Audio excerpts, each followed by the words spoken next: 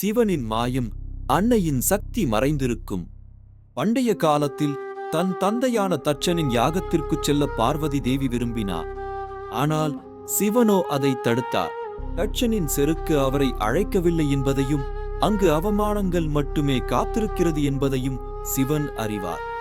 சிவனின் தடையால் கோபமடைந்த அன்னை பார்வதி தனது உக்கிரமான சக்தியை வெளிப்படுத்தத் தொடங்கினார்.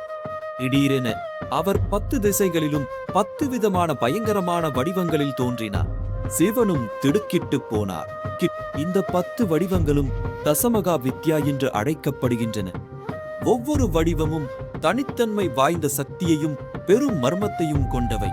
உதாரணமாக, சின்னமஸ்தா தேவி தன் தலையை தானே துண்டித்து ரத்தம் குடித்து உலகிற்கு அர்ப்பணத்தின் உச்சத்தை காட்டினார்.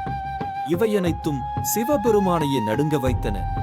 இவை வெறுமனே தெய்வங்கள் மட்டுமல்ல, பிரபஞ்சத்தின் ஆழமான சக்தியின் வெளிப்பாடுகள். சிவனையும் மிஞ்சிய சக்தியாய் இந்த அன்னையர் அண்டம் முழுவதையும் ஆட்கொண்ட மர்மம் இன்றும் வியப்பளிக்கிறது. சிவனின் மாயம் இன்னும் தொடர்கிறது. உங்கள் கருத்துக்களை பகிருங்கள். அடுத்த அத்தியாயம் உங்களை காத்திருக்கிறது.